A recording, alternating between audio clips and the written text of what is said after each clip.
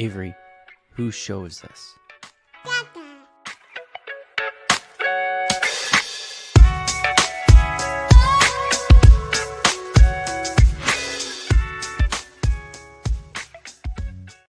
And we're live. Welcome everybody here to the Lakers Lounge podcast. I'm Anthony Irwin, back home from Dallas. With working electrical plugs.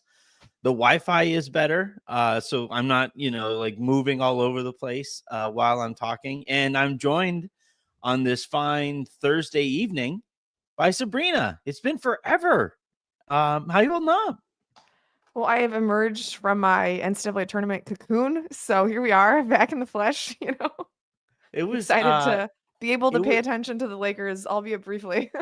yeah. I was marveling. I texted you because the women's tourney wrapped up, and then because right now we're still waiting for the NFL draft. I feel like we've been waiting for the NFL draft for roughly 3 years. Oh my God. And so they were like, yeah, the tournament ended, and they were like, yeah, so and so's declaring for the draft. And then somebody went further, it was like, yeah, next week. And I was like, hold on, what?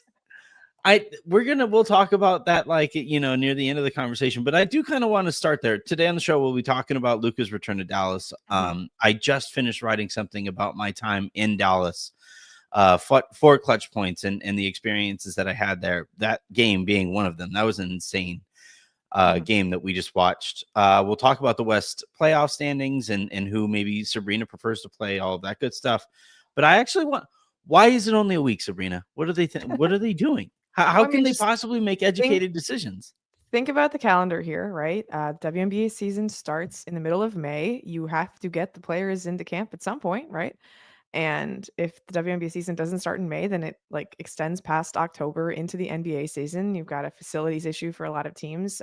You've got a overseas issue for a lot of teams. I mean, it's a summer league. It's got to be played during the summer. So it's not like you couldn't have evaluated the players throughout their entire college careers. There's a lot of tape to go off of. These are mostly 4-year prospects. So you don't get to have interviews or a WNBA draft combine or anything like that. Although there are some, I don't want to say rogue organizations, but there is an organization that puts on its own combine at the Final Four for players who are not in the Final Four, which is very useful for WNBA executives. I saw about 2/3 of the teams there, but it's not WNBA sanctioned for whatever it's worth. But yeah, this is just the way it has to go. As long as you're a league that exists from May to October, the draft has to happen after the NCAA season and before the WNBA season, and that's where we are. That's still insane. It's still. I mean, I'm writing mock drafts basically from November with players who I'm not sure if they're going to go pro, right? Yeah. I don't know if they're going to declare until literally I got the final list Tuesday evening. We're talking on Thursday. So it's hard for me to write a mock draft. It's hard for teams the projected number 2 pick in this draft, not just a rando, the number 2 pick in this draft decided this week she was not going to go into the draft. And so everybody else is screwed after that, right? Because you're banking on Olivia Miles going number 2 and then everyone else falling into place afterwards. So yeah, I mean, it's a difficult exercise, that's for sure. But honestly, 4 months of pre-draft coverage, too much for me. I can handle my 8 days. Yeah, I do hate draft stuff. It's my least favorite thing here. And the people who do it are so good at it that I just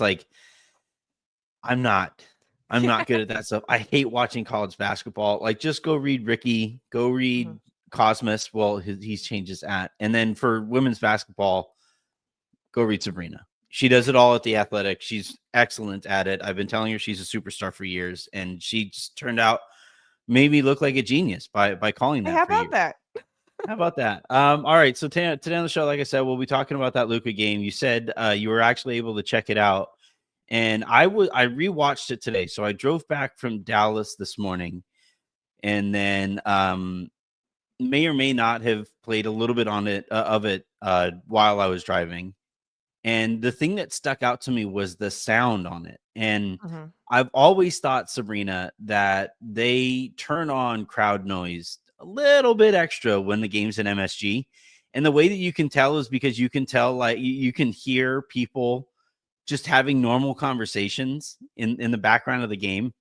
And I'm thinking, well, if they can turn up crowd noise for MSG, they could probably turn down crowd noise also. Sure. Yeah. And I was watching it, and it really struck me because, again, I'm driving, so I wasn't able to like tune in and watch every single play. Mhm, But it mhm. really struck me because while I was there, especially early in the game, it was deafening. The fire Nico chants were deafening. The thank you Nico chants were hilariously loud too.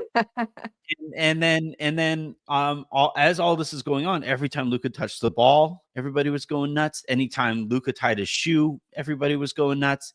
And I'm watching this again, kind of through the corner of my eye or out of the corner of my eye, and it's not coming through, and that's not being purveyed. And I'm also thinking about the way that ESPN has covered this story, where it's like, well, they got Anthony Davis, and they're gonna contend, and there's all this stuff about that.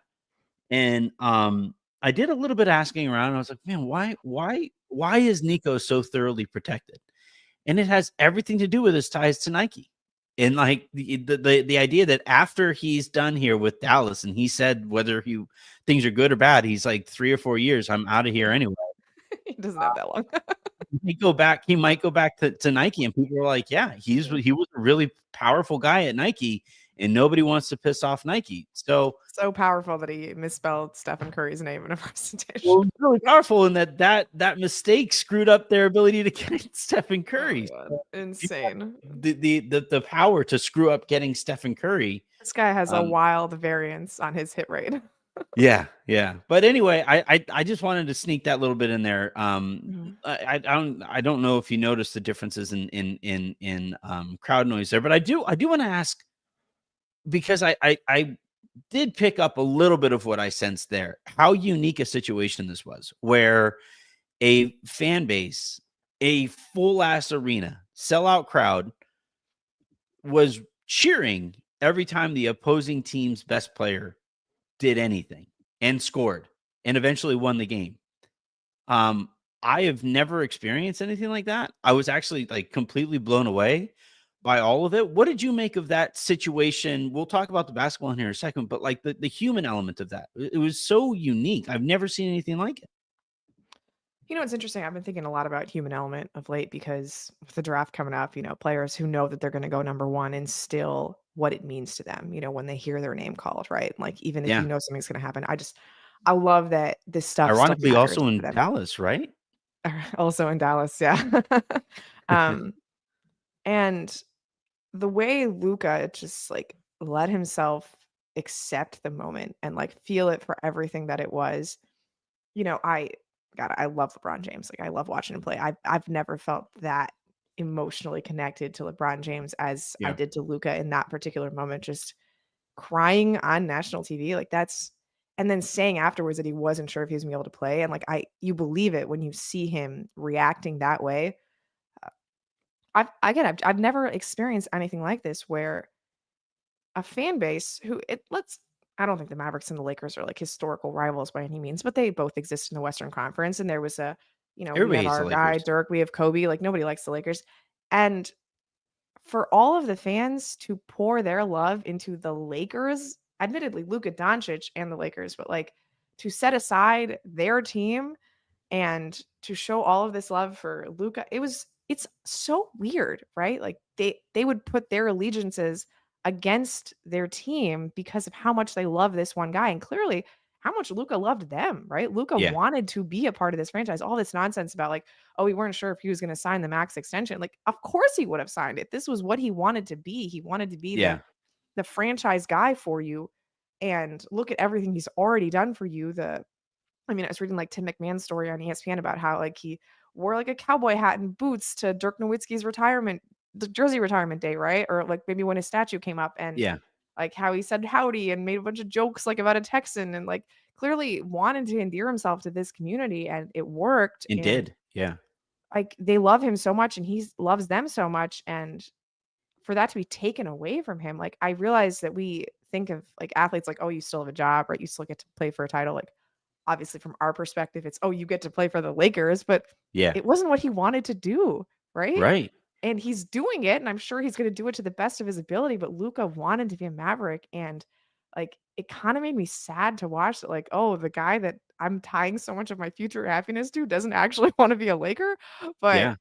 uh, It was just Well, so I think strange, eventually but he'll come around to the right, he'll come notion around, of but, like, it. it wasn't his first choice, you know? Like, Yeah. that's not what he wanted in the moment, and God, it was, like, very strange, but, like, beautiful and sad and all of so many feelings all at once.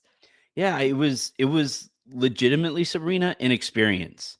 Mhm. Like, being there and, because I'm kinda torn. Man, it's like a 2.5 hour drive. Driving in Dallas, I'm telling you, Dallas is a top 5 worst driving city in the world. It I is spent a lot just of time in Dallas, I can understand what you're talking about, yeah. the drivers are terrible, and the freeways don't make any sense. It's a downtown area too, which are, inherently difficult to drive around Mhm. in. I think next time I go, I'm just gonna Uber all the way there.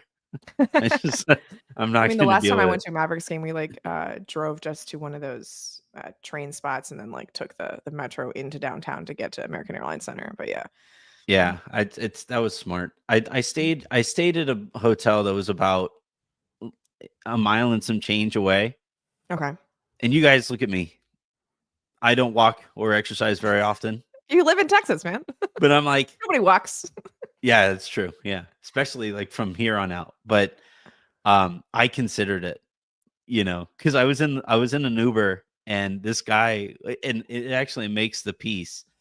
Not how terrified I was for my life, but the comments from these Uber drivers. But I told him, what I was there for, and he's like, "Oh, you're going to the game tonight?" And I was like, "Yeah, yeah." He goes, "Man, you bought tickets to the game tonight?" And I was like, "No, no, no, God, no, those are way too expensive."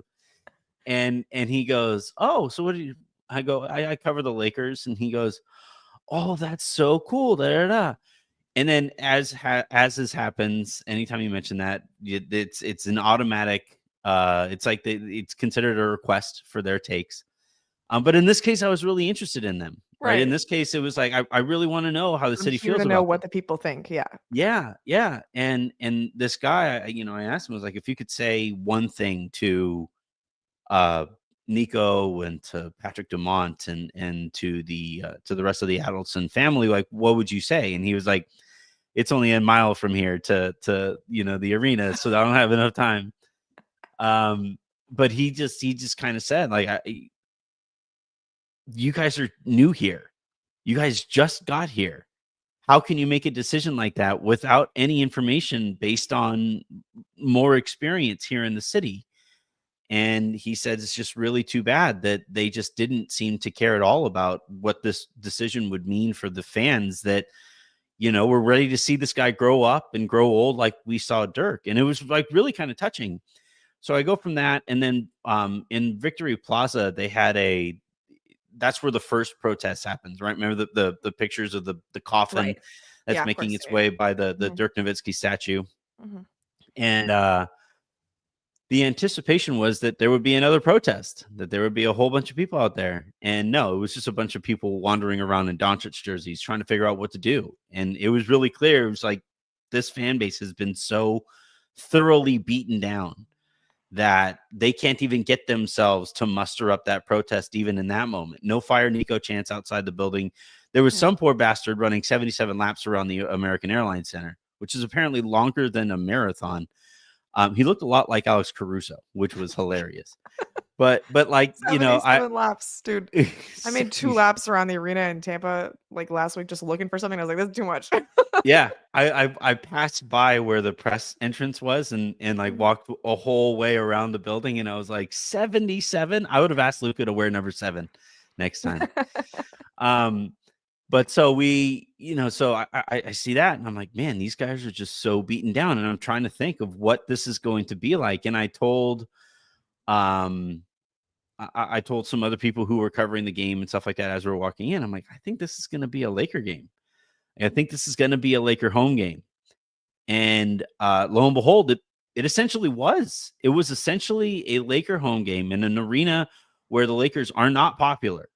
You know, the Lakers aren't It's very an arena popular outside anywhere. Los Angeles, yeah. But remember there for a while, like the Lakers had won 13 straight games against the Mavericks for a while. They just they get during the Kobe era. Okay. It like this fan base hates the Lakers, as do most, but they were there, right there, rooting for, and there's a whole bunch of Mavs fans wearing Doncic gear and Doncic's Lakers gear, and even other Lakers gear. I saw fans. I kind of took it upon myself to ask fans like who I saw wearing Lakers stuff. Just ask really quickly, "Hey, are you here for the Lakers? Are you here for Luka? What are you here Mhm. for?" And they're like, "Yeah, I grew up a Mavs fan, but fuck this team forever." And I'm like, That's "What? crazy. Yeah. Insane! Like, I can Absolutely insane!" understand the people in, Dallas Luka jerseys. Like, that makes perfect sense to me, your guy, right? But, Yeah, I mean, to completely switch to the Lakers and, yeah, like, not even wearing a Luka Laker jersey, but, like, yeah. that's wild to me. I It can't was think of Texas another after all, so it franchise. wasn't a lot of LeBron jerseys. It was a lot of Of Reeves course. jerseys, Yeah, but yeah, yeah. still, Sure, sure. yeah, Austin is very likable. yeah. He I did you I see mean the did you see the video of him like soaking in the Luca moment?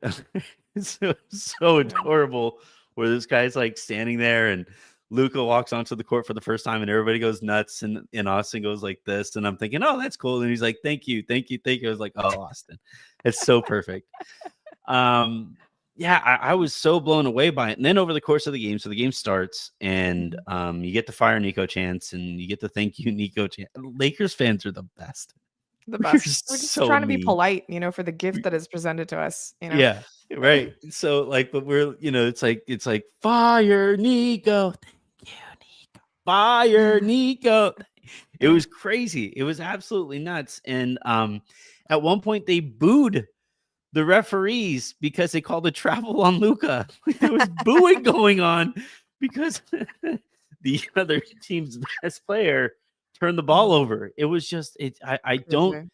I don't think I'll ever experience anything like that again. I don't know if we'll ever see anything like that again because this teaches every new dumb owner. All right, that's the line you do not cross. Yeah. Like this is squarely it. This is what you cannot do. I mean, like, the Suns with the highest payroll in the NBA, I think, um, their new owner came in, what, 2 years ago, and they just missed the play-in, and I Yeah, don't think their fans hate Matt Ishbia nearly as much as what's happening in Dallas. Like, there's so many ways that you can poorly run an NBA team, and, like, we've yeah, seen just the full gamut of them across the league right now, but yeah. I've just never seen anything like this, just a complete self-own, and I noticed, like, Mark Cuban was wearing an Anthony Davis jersey at the game, which I thought was nice. Like, what is this like for Anthony Davis? Oof. Like, I realize he's not, like, the major aggrieved party here, but it's gotta suck for him.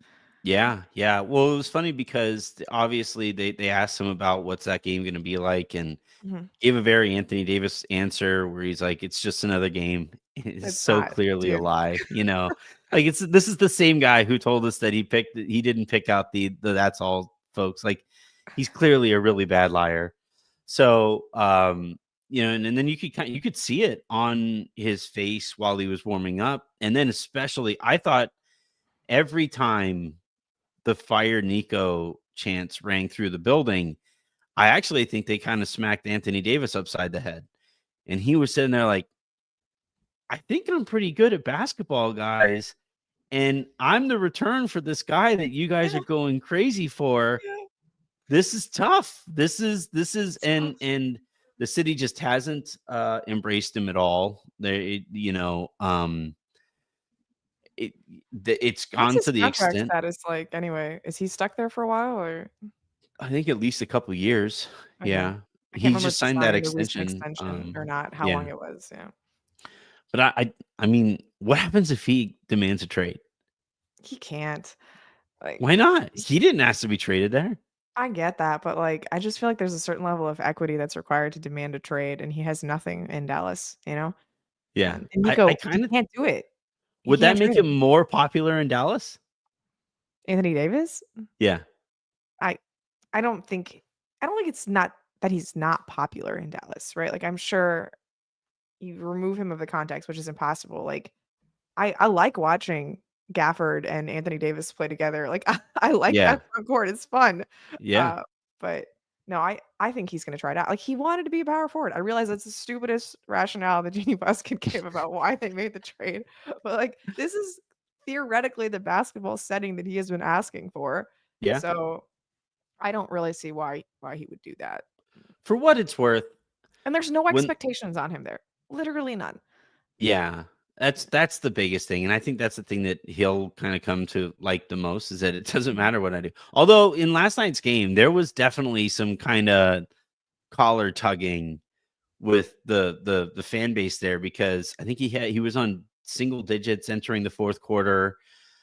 Didn't really look all that engaged. I really think he was going through it mentally in that game and I mean, it's psychologically. such a weird situation, right? Like, how could you Yeah. not?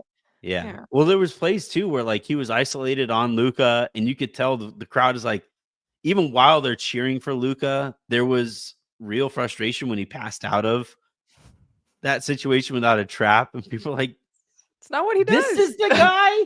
Like you could really kind of tell that like Nico's standing there in this tunnel that he I guess always stands in, and every time Anthony Davis would like fall down, at one point he got hit in the face, and there Yeah, was like, LeBron is did he? that, didn't he? Yeah, I think so. And like there was, is he gonna play? Is he gonna keep going through? And you could just tell the whole crowd was getting ready to like look at Nico. It's Yeah. like this guy, you couldn't even canvass the league for a better deal. You get this guy, and it Yeah. was just it was a brutal spot for him there. Yeah. I really don't I really hope he demands a trade for the simple fact that like he deserves better than he's going to get from Dallas fans, you know. And I'm not saying that as like to um that's not like it's not a criticism of Mavs fans. I totally understand where they're coming from. You can't wrap your arms around the guy who is the replacement of the Luka. Yeah. the heir to Dirk. The Wonder Um, Boy. Yeah, like you can't there's just no way to look at AD. Like I don't know. I remember when I was a kid, I got my first pair of Jordans and I didn't know what a blister was. And I played in my Jordans uh right away. Put them on, got them like literally went from the store to my first game to wear these Jordans in, and I got the nastiest blister. And I had a game after that, and I had my old shoes there in the car with me, and, my dad was like, "You can't wear those again. You're gonna rip your foot to shreds. You have to break those in. You gotta walk around the house, you gotta do all this stuff, Mhm. and then and all this." I'm like, "Okay." So I put on my old shoes, which were perfectly fine. You know, I'm not such a crazy athlete that it would make a difference. But I was like, I put on these old shoes, and it's like, yeah, I like them. They're Nikes as well, you know, they're fine shoes. But it's like, yeah, but you're not those ones, you know. And I feel like that's exactly what we're at with Anthony Davis. He's a good player, really good player, but you're not that guy. And I mean, unfortunately for the Lakers, he's also not that guy. But like he was the Lakers didn't think he was that guy, but now to the Mavericks fans, he definitely isn't that guy. I mean, he's going from the Laker fan base literally started calling him Anthony Davis, so I don't think he's ever been beloved. Yeah. Um, and like New Yeah. Orleans obviously doesn't think very highly of him anymore. So I kind Whatever. of think just being in this situation where like again, no pressure. He'll eventually get to play with Kyrie Irving, who he, apparently likes quite a bit. Like Clay Thompson, they're all just kind of there, like Apparently, they're gonna get KD. snatched, So like I don't know. I think I think this is a good spot for Anthony Davis. Like he yeah, just gets to be a basketball player. I think he came back too soon. But yeah, he didn't look right. which like he clearly like feels motivated to try to do something here. And Yeah. I think if the Maverick fans will show him like the tiniest bit of support, it'll be a good spot for him. Yep. Um, let's really quickly here before you have to run. I want to talk about the West playoffs because they're nuts, and I think depending on what time it is, the Lakers have a different matchup. Right. Is there a Yeah, but team hey, that? we're out of the plane, Anthony. Yeah, I know, The right? first time since the plane was instituted, the Lakers will not have to go through it. It's Do you think? monumental, man. I wish I was a fly on the wall in Adam Silver's office when the Lakers clinched that. It's like, oh no, oh well, we got to get the Warriors in there. And then Harry B knocks down that shot. But yeah, I think like who would you most want to play against? We'll start there. Memphis. Yeah. The Grizzlies do not scare me one bit. Uh, just fired their coach too. Clearly, a lot of tumult there. I just don't trust those guys in the playoffs. I think without Brandon Clark, their front court depth is pretty meager. Yeah.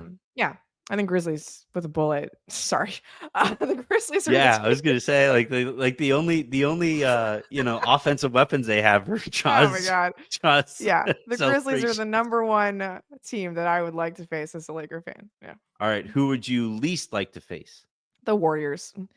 It's where I Okay. miss Anthony Davis the most. I think just guarding Stephen Curry becomes so much more challenging without AD being able to come out and defend against all of those actions on the perimeter. I don't think defensively we can hack it against them. Hmm. And Luka has always really struggled to score against the Warriors, like dating back to when he was in the Western Conference Finals in 2022, the year that the Warriors won the title. Yeah, So yeah, that's the team that I would least want to play. and we saw that, like we saw that against them when the Hmm. when the two teams played recently. He really looked bad in that game, like the Yeah. worst I think he's looked as a Laker. Not the OKC Thunder. Well, I thought we were talking about first round matchups, and it's impossible for the Lakers to play them in the first Oh round, no, no, right? I just mean in general. Oh, Like just which in team? general. Oh, Yeah, okay. No, I think even considering that, I would less like to play the Warriors than the Thunder. I think there's just really. structural. I mean, Steph, I think, admittedly, has not had as good of a season this season as Shea Gilgeous-Alexander, but Yeah, I don't want to see that guy in the playoffs. I just don't. Yeah. I get it. I get it. I Here's my thing. Mhm. I was hoping you would kind of push back against my own kind of lack of fear I was in just the listening to Oklahoma your show with because Harrison where Harrison's like, I "Yeah, Sam Presto because he took away our contention window," which is so good, honestly.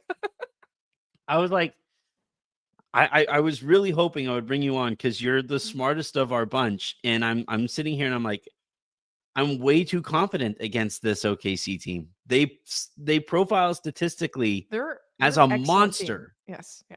and Shea is going to win MVP, so Mhm. that makes you at least a top 3 player in the NBA, Sure. I Sure. would think. I all of that is true. Luka just does very well historically against the Thunder. Like, Yeah, they can't seem to really defend him. And I like if Luka's gonna play that well in the series, I feel very good about it. Just like the variance between how he performs against Oklahoma City versus Golden State is huge. So I would much rather play the Thunder than the Warriors. Plus, if you're playing the Thunder, to me, that's like, oh, we're already in a few rounds of the playoffs, right? So I'm happy. Like things yeah, have that's gone true. well for the Lakers. Yeah, they're at least. I think they'll probably be the 3 seed. So I think that that's the would most likely mean, outcome. It has to be Western Conference Finals, right? Yeah. yeah, that would put you in the WCF. I Yeah, am I am interested in like what you think about the Clippers because it's on the one hand, it's like 7 home games, right? Even though it's not Staples Center, yeah. like I think Lakers fans would pack the Intuit Dome fairly well, not a problem. But like on the same tenor of like, I don't want to see Steph in the playoffs. Like if Kawhi is actually healthy, I don't want to see that dude in the playoffs either. I kind of wonder if Steve Ballmer would find a way to make it so that Lakers fans can't buy tickets on the aftermarket. I mean, they're just gonna kick him out of the wall, right? Like that's gonna happen. Yeah. It's Well, I know everywhere that else would in the that's building. already happened, but Yeah, like I yeah. wonder if he would, if he's rich enough to just be like, if you want to make a few bucks, sell your ticket to me and I'll find a different, like a Clipper specific ticket Mhm. exchange to make sure that building isn't just straightly just strictly Well, purple even and if it's gold. not like, Laker fans, I think just not having to travel is so good for Yeah. LeBron, Mhm. like just sleep in your own home, go to the arena. Like that's really important for a guy who's 40 years Yeah. old, you know? You don't want Kawhi to drive looks to Dallas, right? incredible. Like, yeah, Kawhi Have you looks seen incredible. Kawhi? It's Like, I I make it a policy to just not believe in the Clippers at this time of year, yeah, me and too. it has borne fruit, for most of the time since I started Yep. covering the team, since I started watching the Clippers, right? But I mean, he looks great. Like he looks really he's making everything. Literally Yeah. making everything. Zubac gives the Lakers so much trouble. Yeah. Uh, Second best the center in the one that West, I got would probably away, say. you know? Yeah. Not Second just best got center in the away. They West. traded Mhm. him away. They I mean, like didn't. I never thought something would approach the feelings that I have about watching Zoo play for the Clippers, but Mavericks fans have to watch Luka play for the Lakers, so I Yeah. get it. Yeah. Same thing, honestly. Yeah. But yeah, I truly think he's the second best center in the West. Do you count Draymond as a center? Even still, I would rather have Oh, Zoo. Yeah. okay. Interesting. I I will go to my grave saying Draymond is a Steph merchant. He knows it too. He gets thrown out of every game that Steph can't play. I mean, but he's really good when Steph is playing. It's true. It's fair. It matters. Yeah. All right. Well, I've taken up too much of your time here, Sabrina, and this is always a blast. Before we get you out of here, I would like to talk just a little bit of W stuff. Yeah, Um, so Paige is gonna be the first overall pick, we're thinking. absolutely. Yes. Where does she rank in terms of the league that she's walking into? Yeah, so I think most people are familiar with the season that Caitlin Clark had last year, and Rookie of the Year, All Star in her first season, All Yeah. WNBA first team actually. So like you could already call her a top 5 player. I don't think Paige is going to be quite as successful right away, just because she doesn't have the gunner instinct that Caitlin does. Like the box score numbers are not going to be as voluminous as Caitlin's are. Yeah. But I think, I mean, she's the same age as her. She's been, dramatically successful in college, obviously coming off of a great run in the tournament. UConn won the title. I think being an all-star is a reasonable outcome for her in her first year. I don't think like all WNBA is probably on the table, but I think it's going to be a very successful rookie season. Why did the Sparks trade the second pick? Yeah, so the Sparks, just like going back a little bit, got some good lottery luck in 2024 when they moved up from 3 to 2 and were able to select Cameron Brink. And then Mhm. had some bad lottery luck this year when they had the best odds and did not get the number 1 pick, got the number 2 pick. So obviously, if they had the number 1 pick, keeping on Never to would that have vein, happened under David Stern. Like never ever would holding have on to happened. that for dear life, taking Paige Becker is the number 2 pick. There was sort of speculation all throughout the season, like who was actually going to declare for the draft. Paige didn't have to declare for the draft. The projected number 2 pick ended up not declaring for the draft. So there's a lot of uncertainty about who's going to be available there. Maybe the best player available is actually this French phenom, this 19-year-old center from France, who, I mean, always a little risky to bet on 19-year-olds, and especially in the WNBA, because with internationals, you just never know if they're going to be available during the summer because they have to play in like Eurobasket and the Olympics and other things take Yeah. up their time that aren't the WNBA. So I think they just sort of looked at the landscape and were like, hey, don't really know what we're going to get at number 2. It's a big drop off after Paige. Aren't Let's just get a star in 19-year-olds the also building. like significantly younger compared to the Absolutely. players that they're going up Yeah. against Because than the NBA domestic players? prospects have to be 22 when they're drafted. Right. So if you're born in the US, yeah, you got to be 22 the year that you're drafted. And if you're born outside the US, you only have to be 20. So there's a bit of a gap there. Mm. Uh, and yeah, I think the Sparks were just not entirely enthused with what was potentially available. They saw an opportunity to get Kelsey Plum, established all-star from Oceanside, California, a bit of a local Yeah. tie. She wants to lead her own team. The Sparks have not had a good guard in about 5 years. So really nice to pair her with their young front court, bird in a hand versus potentially what you could get in the draft. It's a risk, obviously, but I'm really excited to be covering Kelsey Plum. I think she's going to be super fun on the Sparks. And again, just a guard who can make a 3-pointer in a Sparks uniform. It's been a very long time since we reliably had one of those. So Yeah. I'm thrilled. Yeah. I remember the trade going through, and because I it seemed to me that Brink was kind of what they were hoping she would be. Absolutely. Before the torn And ACL. Yeah. yeah, before she got hurt. Mhm. Ricky was, I thought, really, really good, Mhm. to a point where, yeah, Brink got hurt. I thought Brink is the better player, but I thought Johnson is excellent, Jackson. and Jackson. What did I say? Yes. Johnson. Oh, no. It's okay. Um, but yeah, I've thought that, like, with them kind of being what they were hoping for, it made sense to go out and get a vet. Yeah, and like we're seeing it with the Rockets right now. It's really rare. Rare is the day that you regret getting the veteran point guard to pair with your Yeah. younger big players. Mhm. And I love the move. I love the team building of it. Where do you stand on the Sparks organizational culture and all that stuff? Because the last time Yeah. we spoke about them, you went on the rant of rants about them. Well, not everything has changed. I mean, a lot of the personnel has changed. They fired their head coach, brought in a new one. She was massively successful in college. She comes from coaching Utah. As Kelsey Plum put it when she was introduced, she did really well with like players you'd never heard of. So I'm excited for her to have some talent to work with. Um, new general manager they brought in last year. They actually have plans to build a practice facility, so that's a good Whoa. sign.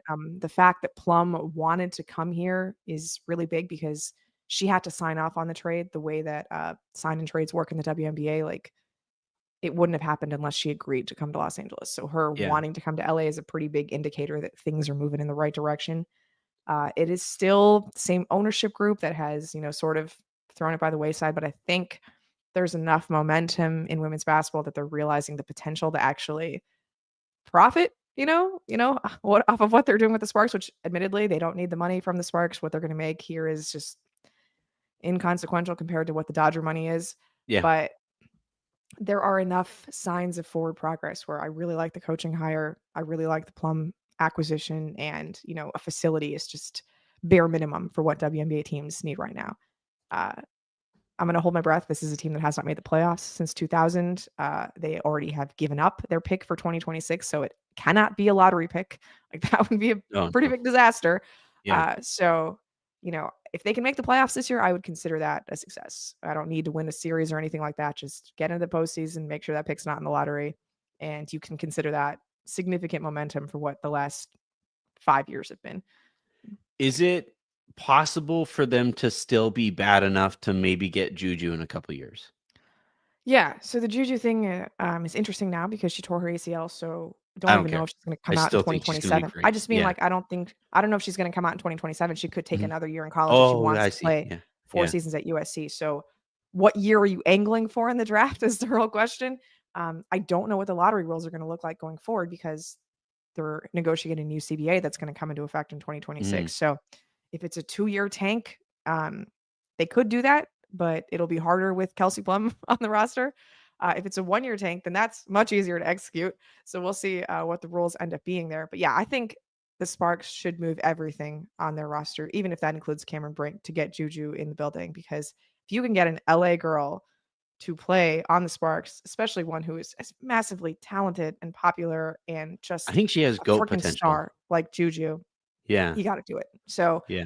I don't know when that's going to happen. Now it could be in 2 years, could be 3 years, but rest assured that there are a lot of GMs around the league, especially on the expansion teams, who are thinking literally the best thing we can do right now is position ourselves to get Yeah. Juju Watkins whenever she comes into the WNBA. Did you think that was a dirty play? The one Not she at got all. hurt on? Not at all. She's just running And down the court. The leg yeah. just buckled. Yeah. Yeah. I saw, I forget who wrote about it for SB Nation about um WNBA and NCAA when women's players tearing their ACL. Mhm. And it's something that actually Jen has talked about a lot about women's knees and Yeah, some of the structural concerns there. And absolutely. yeah, it was such a bummer to see her go down. But I really still think that because she's so skilled, like she's a great athlete. Don't get me Mhm. wrong. And when she was on the court, it really stood out how great an athlete she was. But she kind of reminded me a little bit of Maya Moore in that she's making these moves that it's just like holy crap, like Yeah, this girl. And I don't think that's changing whether or not her knee is she healthy or is not. special. Yeah. Yeah, yeah. Speaking of weird buildings to be in, when she tore Ooh, her ACL, what a strange place to be. Yeah. yeah, yeah. Well, if I remember correctly, like weren't USC fans booing the Mississippi other State team, players, Mississippi yes. State? They were booing Yeah, the Mississippi State cheerleaders. Booing just about everybody with Mississippi State gear on, the referees. It was, yeah, yeah, unpleasant. yeah. I can't say I blame them because I just like you have to have some outlet there, but Absolutely. that's brutal. But all right, well, yeah, like I said, I took up too much of your time 10 minutes ago. So thank you very much, Sabrina, for Yeah, I popping came on here on. to talk about W. We had to get it done. Oh, yeah, like the Lucas stuff. I looked up and I was like, oh shit, oh crap. All right, well, and then, but yeah, I wanted to like that. It's such a fascinating time, and I'm just so blown away by the process of putting together all of your draft strategy in a week. It's just crazy to me. It's absolutely Yeah, unfathomable. you Like do the I best can't. future planning you can and then hope that, the decisions still make sense. Yeah. All right. Well, you can find all of Sabrina's work at The Athletic. And You can follow her. You don't really do much on Twitter anymore. I am not on Twitter anymore. That's correct. Yeah. So what's your handle Blue on Sky, Sabreena JM, same one. Yeah. You know what's funny? I was typing your name for the show, Sabreena Merchant, Hmm. and for a long time it was like Sabreena JM. And today it just finally clicked. So I don't know what your middle name is, but It's yeah, my like father's name, but yeah, that's yeah, I was like, "Oh my god." Huh. that's where Anyway. it comes from. Yeah. Oh, and listen to my podcast, No Off Season, our women's basketball show with the Athletic. Humbly speaking, it is the best women's basketball podcast out there. So, yeah. It's On called YouTube No too, Off if you want to Season. watch No Off It's Season. called Yeah. No Well, there are That's literally no amazing. off seasons. Yeah. You know, you're absolutely right. It's a Yeah. great name. Because Mhm. remember, you and I were trying to work on a name for a show, Yeah. I'm and happy that's with a it. phenomenal show. That's a phenomenal name. All right, I'm going to let Sabreena go, and we do have some starred comments here. And Raj says he might pop on, so we'll see. But Sabreena, thank you very much for hopping on and talking all this good stuff. Yeah, absolutely. All right, let's go ahead, and it's kind of a funny clip to play after Sabreena is gone, but all right. So the first starred comment here, excuse me, comes from Micah Claiborne, who wrote, "Last night was so bittersweet as a Laker fan. My heart hurt for Luka and the Mavs fans, yet I am so happy we have him in our lives for the next decade. I feel guilty, yet so excited for the future. Such conflicting emotions." That's honestly a phenomenal summary of everything that was going on. Literally sitting there in the press box, feeling exactly that same way, Micah, where I'm sitting there and again, at one moment they were booing a call that went against Luka that helped their team. A travel call literally helped their team, and that Mavs fans were not having it. And I was sitting there marveling at the situation, exasperated with like how I couldn't quite put it all into proper context, and then also the just raw basketball fan in me is saying, "Oh my god, this guy was able to literally wipe away tears and go out there and score 31 points and a half." And then you're thinking, "Okay, well the adrenaline came down, maybe he won't have too much to say about the second half." He scored 15 in the second half. I just and he racked up a good number of rebounds. I thought he actually was really good defensively too. Um, he was torching the Mavericks centers. Poor Lively now gets to know what it feels like to be Rudy Gobert. It was wild to watch it and to watch all the fans, Lakers fans, who look like I think we can be kind of transparent here about what it's like to be a Laker fan. We're a very blessed and sometimes spoiled fan base, and we're sitting here saying like, yeah, this is our guy now. Like normally if the Lakers when the Lakers got Anthony Davis, and remember all of the positioning and posturing that it took to be able to get Anthony Davis. When they got Davis, and there was all of the hatred that was directed towards AD and how he handled the situation. There was the hatred that was pointed at Lakers fans or the Lakers and Lakers fans, because yet again they got this guy that NBA Twitter at large didn't feel that they deserved. In back-to-back off seasons, you had gotten LeBron James and now Anthony Davis, and all of that annoyance only kind of filled us Lakers fans with a bleep you mentality. And the amount of vitriol that I saw directed over a few years or so until the Pelicans reached irrelevance again. But the amount of vitriol that I saw from Lakers fans directed at the Pelicans told me that we felt some of that stuff. It hit us sometimes where it hurt, but then at the same time, it's like, no, bleep you. Why am I going to apologize for getting Anthony Davis? the Knicks could have made a better offer.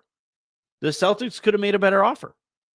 And eventually it was just like, no, screw. And then on top of it, right, you had that dumb conversation as far as, who won the trade between the Pelicans and the Lakers. And it was always born of disingenuousness. Because once the Lakers won a championship, that's the point of all of this, and they won the trade. That's it. That's the only math that mattered.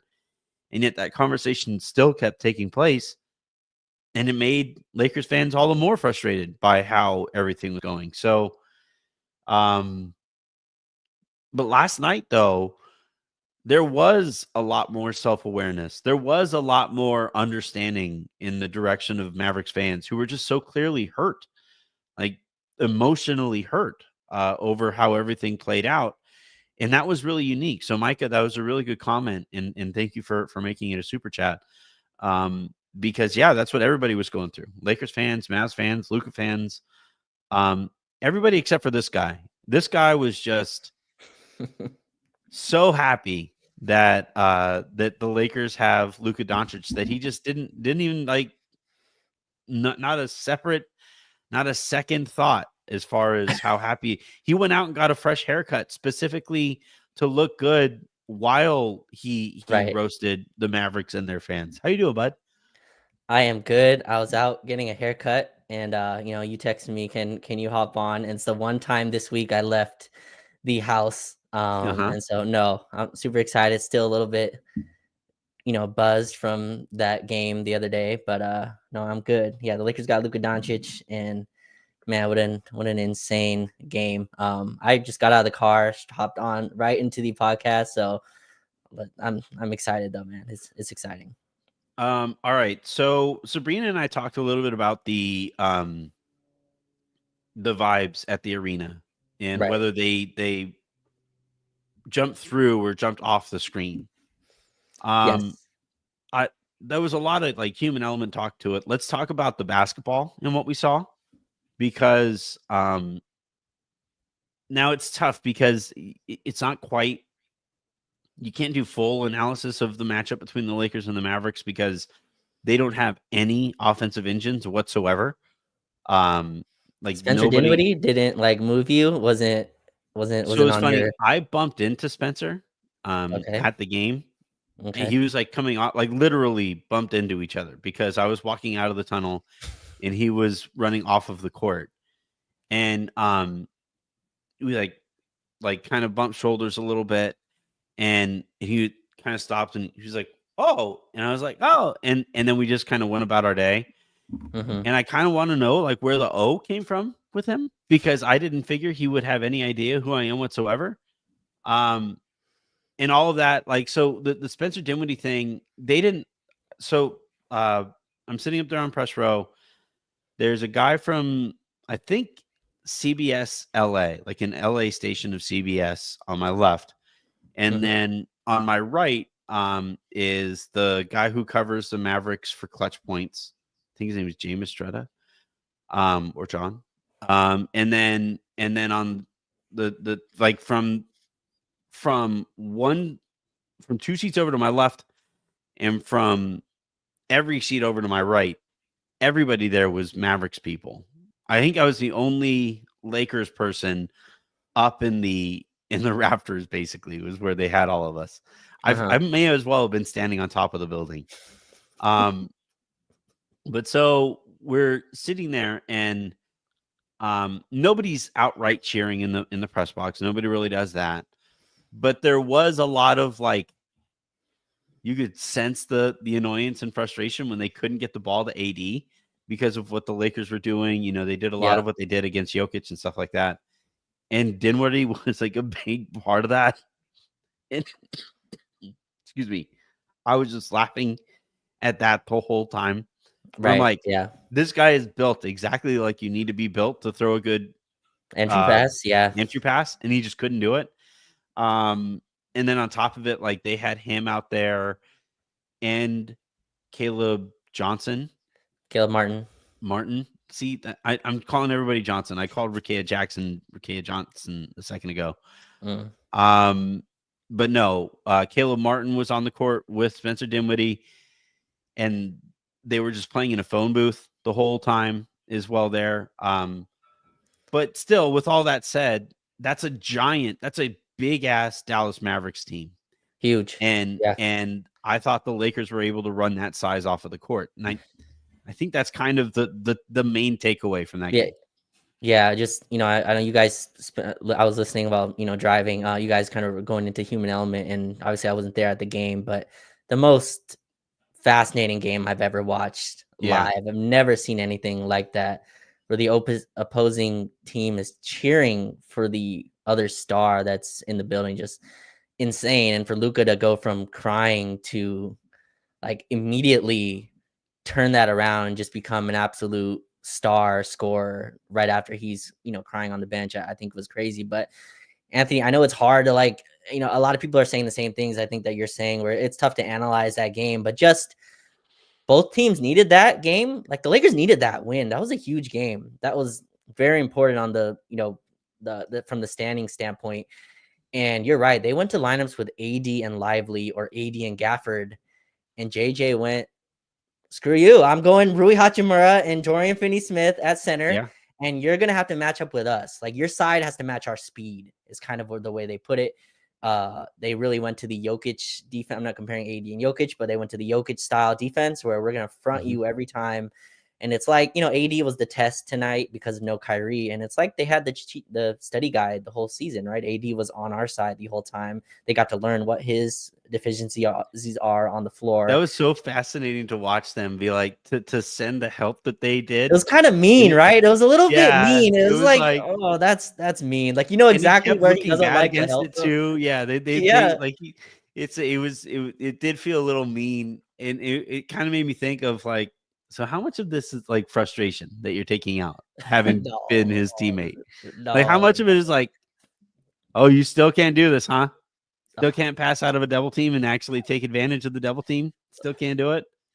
The worst part is they doubled him exactly on the points of the floor where you just know he wants no part of that, which is, again, AD is a brilliant player, but just that's where he struggles. And when you send doubles, especially on the baseline, and they did that every time, never let him get a catch.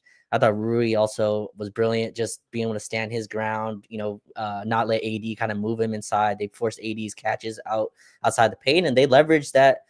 What you brought up earlier, the Mavs have no ball handling. It's Max Christie, who we both love, your son, who's on another team now. But, Max Christie's ball handling, Spencer Dinwiddie's inability to kind of create, Najee Marshall, who had an awesome game, but another guy you kind of live with, as well as a shot creator.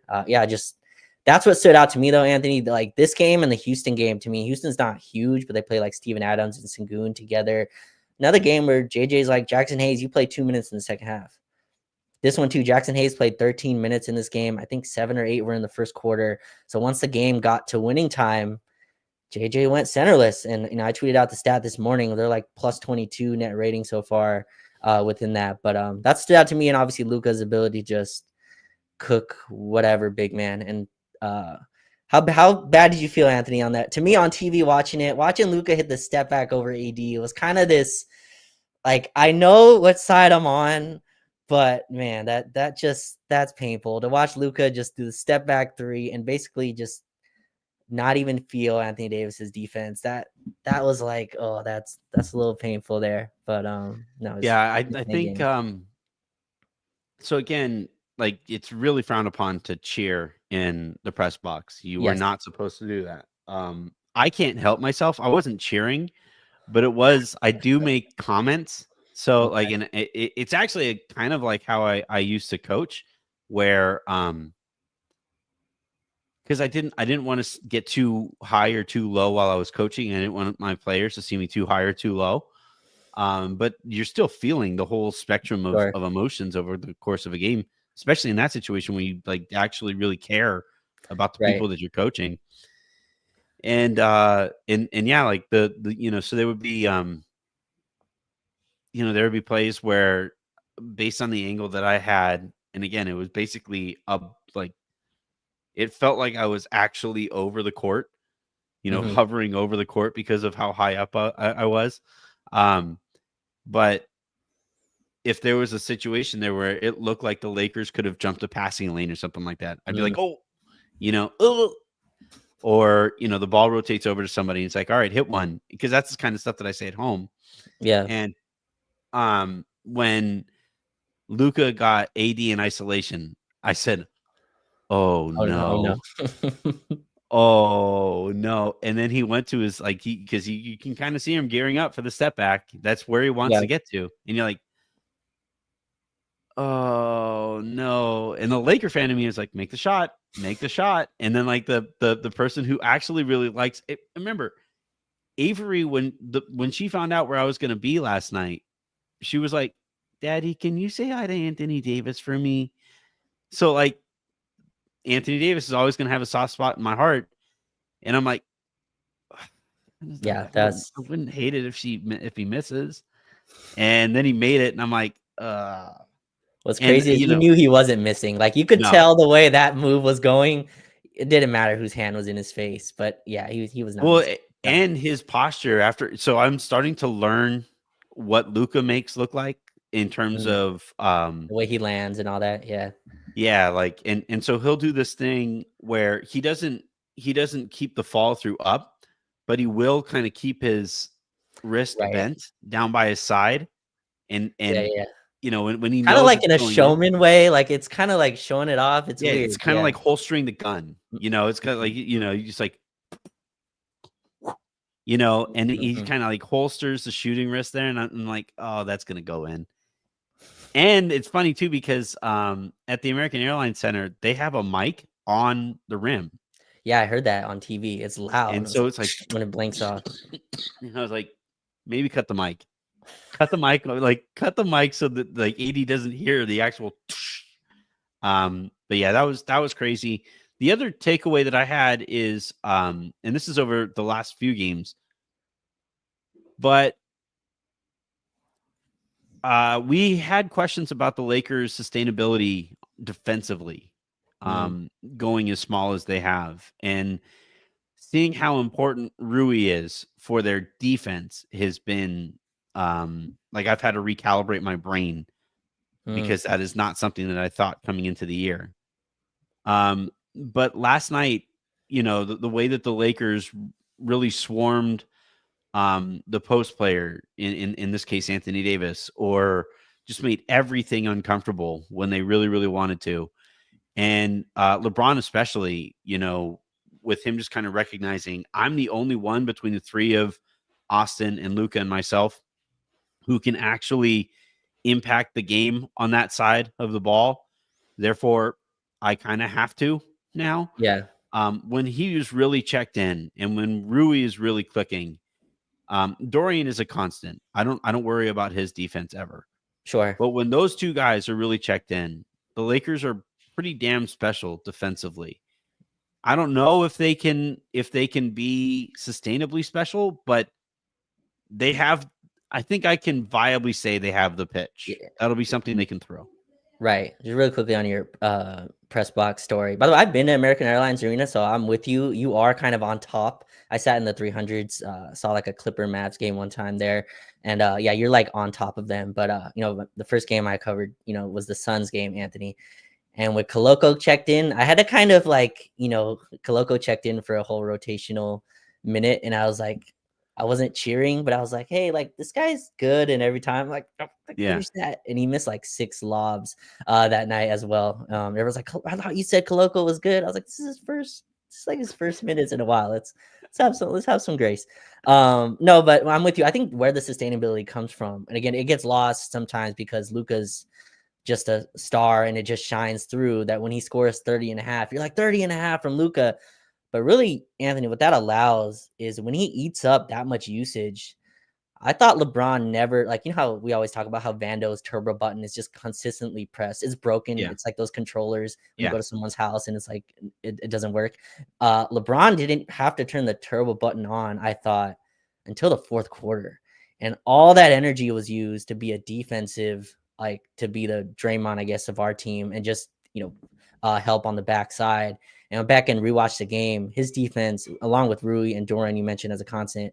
Dorian, I'm coming away more and more, Anthony. You talk more in league circles.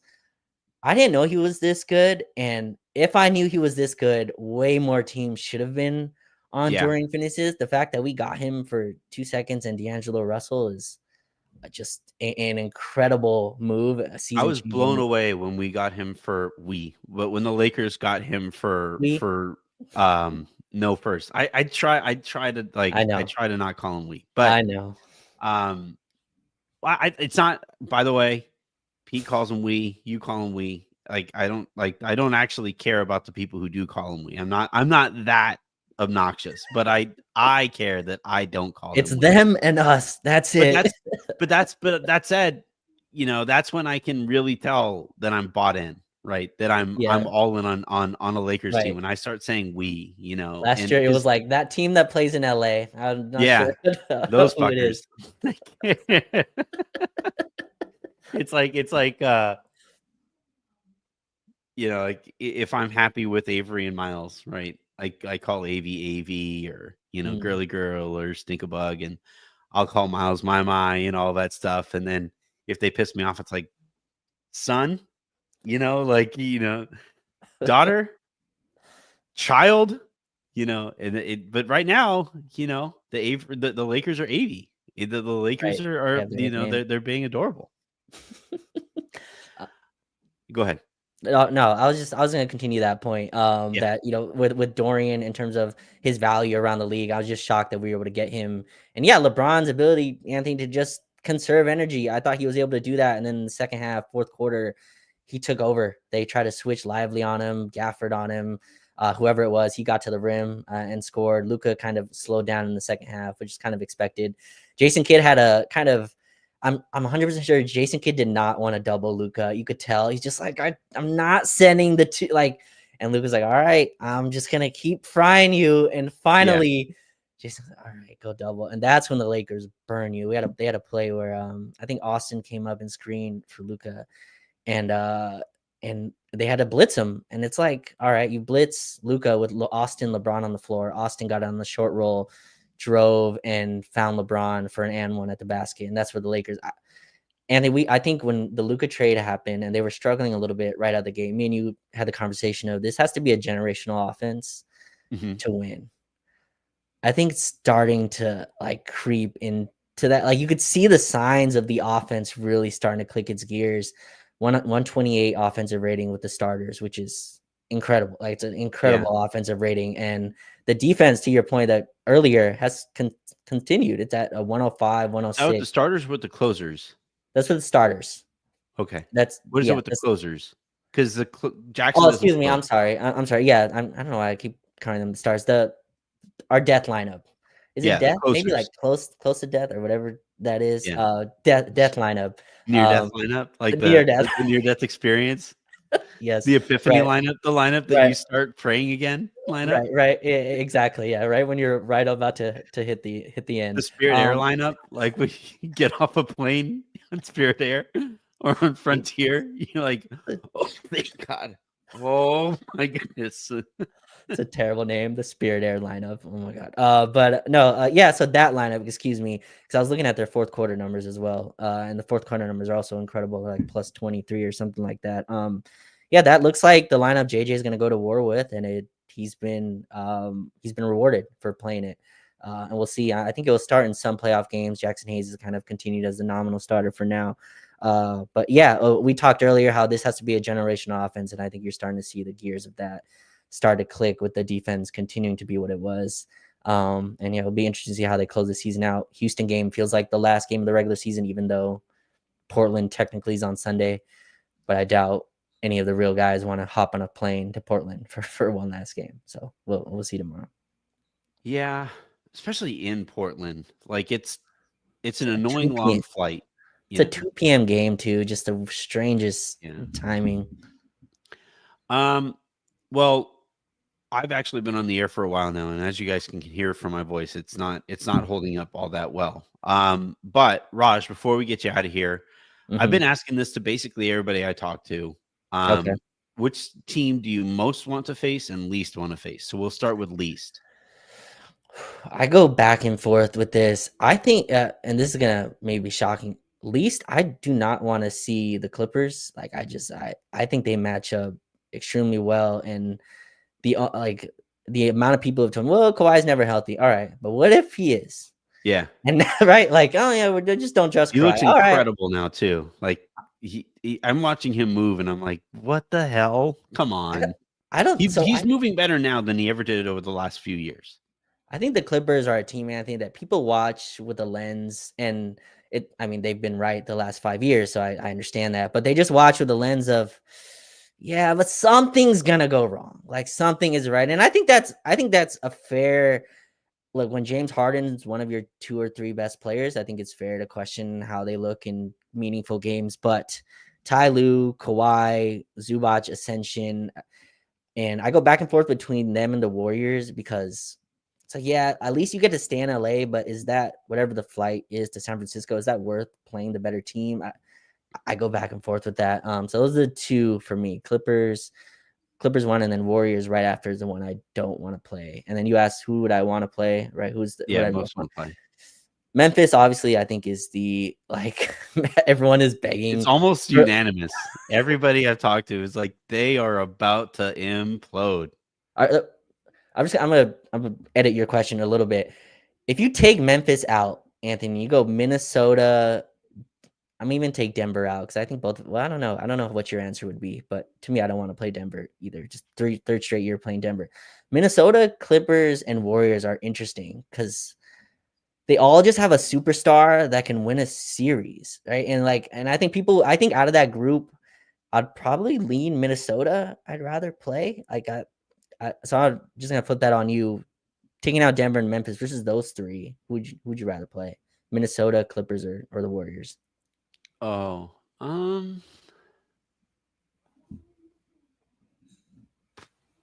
probably the Clippers, just because Wow. I don't think Kawhi's actually going to be healthy. So, Man, I don't like that answer because there's no basketball. Like, what if? Yeah, right. Yeah. The guy was averaging 33 and well, but the right thing is, last year he had an incredible game against the Suns, and then just couldn't keep playing. Was that last year? I think so. Yeah. Yeah, he played. He had, and I had picked the Clippers to actually bet on the Clippers to upset the Suns in that series, and it looked like they were going to, and then Kawhi couldn't keep playing. So, that was 23. Yeah. They played Dallas last year. That's who they played. And Kawhi, did Kawhi play in that series? I don't even remember. But the fact that we can't remember probably is kind of the problem, Right. Like, yes. I look at the Clippers, and so I somewhat disagree about how difficult a matchup it was or it would be because Zubac does torch the Lakers, but Luka also torches Zubac. He does. He does. He takes personal pleasure in smoking his Balkan friend, and then outside of Kawhi, they don't really have the wing depth defensively to they have Derek Jones Jr., who's kind of annoying, but I think he's more athletic than he actually is good defensively. He shot incredibly well for Dallas the 1 year in the postseason, but I don't know if he's the kind of postseason shooter I would really trust all that much. Norm, I think, can be played off of the court if the Lakers just pick on him enough. And yeah, it would be a tough series. The problem with Minnesota is that they have the wing depth, and Ant is that dude. Like of the players that you're kind of mentioning here. Well, Steph and Ant, right, is close. Yeah. Well, but I've seen Steph have bad playoff games. There aren't very many bad Anthony Edwards playoff games. He's younger, so it's a smaller sample size. I get it. But Anthony Edwards is bigger than Steph, and he is specifically, well, I guess so is Steph because he's a point guard who scores at 3 levels. But yeah, and I just think we're about to see a trajectory. Whoop, drop my chapstick. But I think we're about to see Ant really hit his, star, his burst into star power. Yeah. And I don't want to be the team that we really kind of recognize that against. I think he ended the Jokic Malone era. Like people forget this because they lost like 2 more games after that. But the Minnesota game, they were up whatever, and Anthony Edwards went berserk, made it into overtime, and that was to me the fall of Malone and Calvin Booth and that whole team. So now I'm with you. My whole stance on this, Anthony, is just there's no easy matchup. So just get the highest seed you can, and then get the highest level. And the 3rd seed is obviously the highest we can get to. But Memphis, if you want to keep winning and just stay like right there, I would not hold it against you, and would welcome a round 2 against a team that also fired their coach 3 weeks ago, whatever it was, and a very fraudulent playoff team. They are not going to be good this postseason. So whoever gets to play them is going to be a nice little like first round bye. Right? Yeah, the team. If they make it to the because they might be in the play-in. And I don't think they'll last very long in the play-in. They're just they look like a team. Like I feel about Memphis the way that Harrison felt about Denver before Denver completely imploded. So I also think, by the way, that I'm a little more nervous about Denver without Malone because he would not stop playing Russ. Like every new report that we see out of that situation is like everybody was really sick of him playing Russ. And I'm like, God, that means that Adelman probably learned that lesson and is being told, hey, if you want to be head coach and not interim head coach next year, don't play Russ as much as Malone did. Yeah. And Pickett is better than Russ. So he's been closing. Also, Jokic giving like quote level like headlines. I don't remember the last time Jokic gave a quote that like traveled across the internet, but he gave a wounded, when you're more vulnerable, you're more dangerous, just something like that. Like, but Jokic coming out and spitting like actual lines of bars, spitting bars. He usually like, just get this interview over with, but he like went in to kind of defend his team. No, I want no part of Denver as much as Harrison has been pleading for that matchup. I just 3 straight years against the same team, and Jamal Murray's going to miraculously just heal whatever ails him, and Aaron Gordon has turned into Dirk for some reason this season. So it should be fun, and by Sunday I'm guessing we'll know all the matchups and everything that's you think. I like how it's like we definitively kind of have to. Right. Well, yeah, that's what I mean. It can't go past Sunday. It literally can't. No. But it might, because the West is that ridiculous. Like we might have like a 16 overtime game that extends into Monday, and that would decide all of the seeds. Ross, has been fun. Thank you for hopping on short notice. Thank you to Sabreena also for hopping on short notice. Full disclosure, I was going to have my colleague at Clutch Points, Brett Siegel. He was going to come on here and we were going to talk about all this good stuff. Unfortunately, his computer wasn't working, and I hit up the group in Slack, and I was like, hey, is anybody available?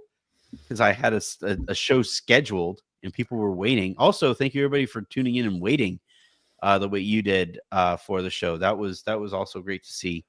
But as has been the case basically since we've started building this plane in midair, Sabreena came through, you came through, and I'm always greatly appreciative. And before we get you out of here, plug your stuff at Silver Screen. So I just wrote about the way the Lakers defended Anthony Davis last night, which I may or may not have wrote with a tear in my eye. You can go check that out. And then tomorrow I'll be covering the game, the playoff style game that the Lakers are waiting for. Did you see that Houston rested all their players, Anthony, against the Clippers just to prepare for a game tomorrow that means nothing to them in the standings? They have a bunch of guys day to day right now. Like oh, I see. Okay, I would expect is considered day to day with personal reasons. So okay, yeah. So I think they might just be straight up resting. So okay, yeah. We'll see. I don't know, but Dylan Brooks isn't on there. Amin Thompson isn't on the and those are those are the guys that I would rather not play against because they play physical defense. And like, it's not even that like I'm worried about. Obviously, I would like for the Lakers to win that game, But with the kind of defense that Dylan Brooks plays and the kind of defense that Amin Thompson plays, I don't want somebody to step on an ankle. I don't want somebody to bump knees or something like that and have that affect their postseason. I was hoping those guys would not play for the sake of, okay, cool.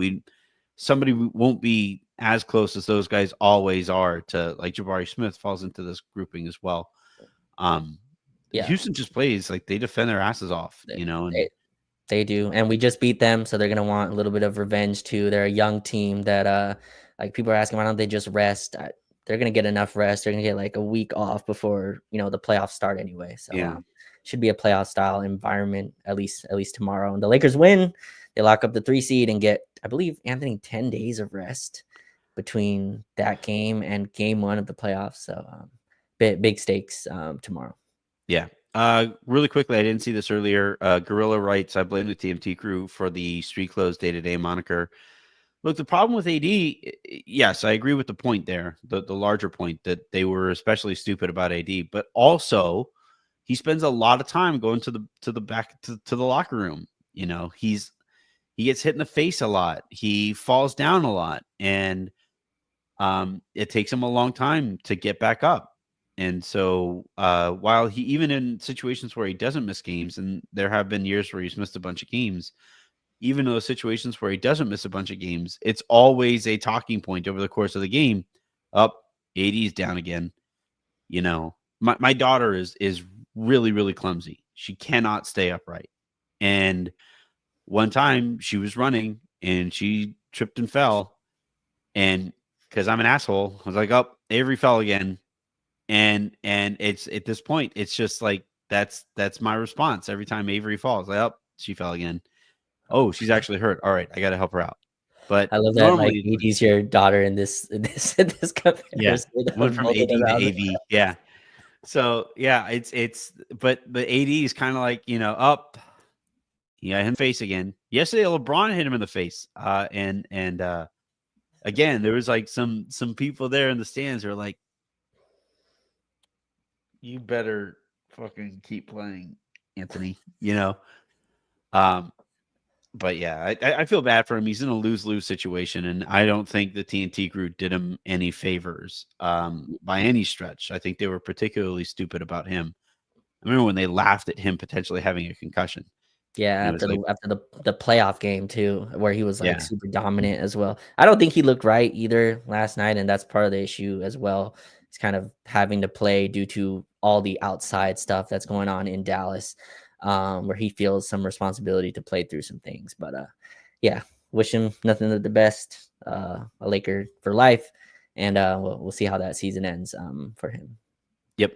All right. So let's see. Today is Thursday. Tomorrow, I'm hoping we're able to record an episode with Lee and I, an episode of the Basketball Passport Pod. But if not, then we will. Let's see. The Lakers play tomorrow, right? So if not, then maybe I'll be live after the game tomorrow. It's a 9:30 game. Probably not going to be live after that on a Friday.